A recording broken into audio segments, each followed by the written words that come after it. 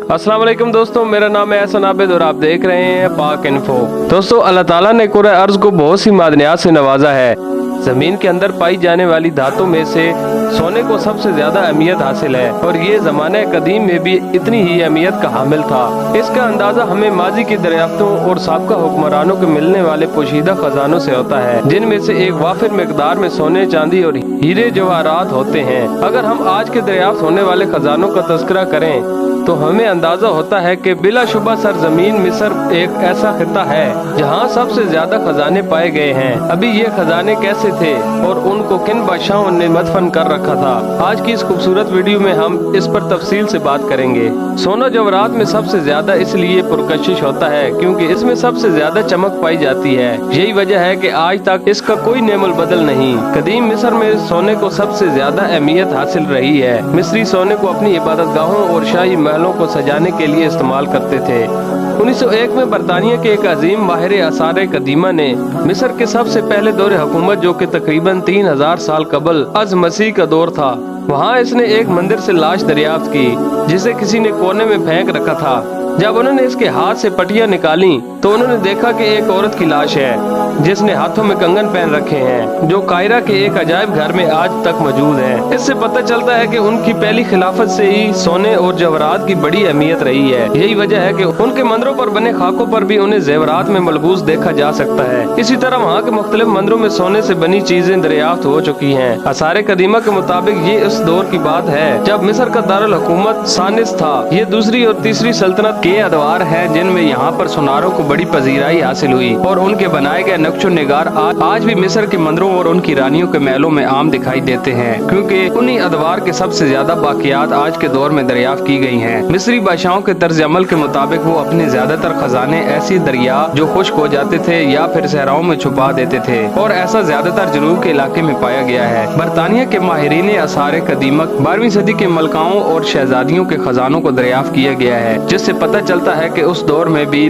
लोग सोने के जेवरात बनाने के फन में माहिर थे। नई बादशाहतों में सबसे ज्यादा मशहूर खजाना तुतनखामन का है और इसका दौर 14वीं से 18वीं दौर हुकूमत का रहा है। इसके 300 साल के बाद यानी 21वीं सल्तनत के खजानों के तर्ज अमल में बदलाव देखा गया है। उस दौर में खजाना महज सोने की सूरत में नहीं बल्कि इसके मुख्तलिफ नमूने बनाकर महफूज किया गया, जिनमें गुलदान काबिल जिक्र है। उनमें से सबसे अहम और मुनफरिद खजाना 1936 में दरियाफ्त किया गया। ये खजाना मिस्र के दूसरे नंबर के फरौन के दौर का है। उसमें सोने चांदी भरे हुए संदूक पाए गए, जिनमें से हर एक का वजन तकरीबन 6500 किलोग्राम पाया गया है। मिस्री अपने फरौनों यानी बादशाहों को अपने खुदाओं का अक्स समझा करते थे। सोना जो कि कभी खराब नहीं होता, इसलिए वो अपने बादशाहों और खुदाओं को सोने के लिबास और ताज पहनाया करते थे। ऐसा करना उनके नजदीक कभी खत्म ना होने के बराबर होता था, लेकिन ये सब उनके मजहबी रसूमात का हिस्सा रहा और वो अपने खुदाओं की मूर्तियों को सोने से बनाते थे। और चूंकि वो फिरौनों को खुदा का बेटा समझते थे तो उन्हें भी इन्हीं धातु से बने लिबास में एबुतन होना होता था। मिस्रियों का अजीम तरीन फिरौन रामेसी सोम, जो कि ईवी 11 के मंदिर में मदफन है, के मंदिर दरिया नील के मगरबी किनारे पर मौजूद है। इस जगह को फिरौनों की वादी के नाम से जाना जाता है। इसके वालिद, जो कि 20वीं दारुल खिलाफत के फातह रहे हैं, उन्होंने इस दौर में सल्तनत की तामीर की इब्तिदा की, लेकिन रामेसी सोम ने इस पर कब्जा जमाए रखा।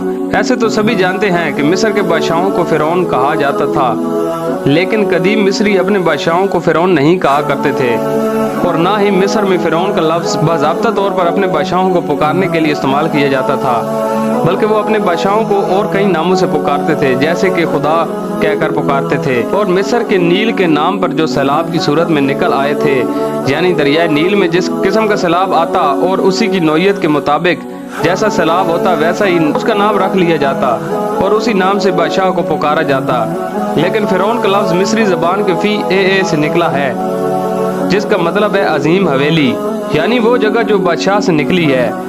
ये लफ्ज यकीनी तौर पर तीसरे दौर के दरमियानी हिस्से से बादशाहों के लिए इस्तेमाल किया जाता रहा है। फिरौन की फितरत बाकी इंसानों से मुख्तलिफ होती थी क्योंकि उसे जमीन पर खुदा का नुमाइंदा समझा जाता था। इस ख्याल से मुंसलिक बादशाह की ताजपोशी की तकरीब के वक्त मुस्तकबिल के बादशाह को दूध पिलाने की रस्म कायम की गई, जिसका मतलब ये था उस बादशाह की इंसानी हालत देवता की हालत के करीब ही है। फिरौन की पहली जिम्मेदारी होती थी कि वो अपने मुल्क में अमन और अमान कायम रखना और रियासत में तहफ़्फ़ुज़ की फिजा कायम रखना, क्योंकि उस वक्त मिस्र में अफरा तफरी की सूरत हाल सबसे खौफनाक तस्वर की जाती थी। इसके अलावा आवाम को खुराक मुहैया करना और मुल्क को बैरूनी हमलों से बचाना बादशाह की जिम्मेदारी में आता था। मिस्र में औरतों का इक़्तिदार में आना सख्त मना था। ऐसा करना उनके खुदाओं की शान के खिलाफ समझा जाता था। ताहम फिर भी मिस्र में कई ख़वातीन इक़्तिदार के हिस्सा बनी। ये एक अज़ियतनाक दौर होता था। इस तरह की और इन्फॉर्मेटिव वीडियो देखने के लिए हमारे चैनल पाक इन्फो को सब्सक्राइब करें, लाइक करें और अपने दोस्तों के साथ शेयर करें।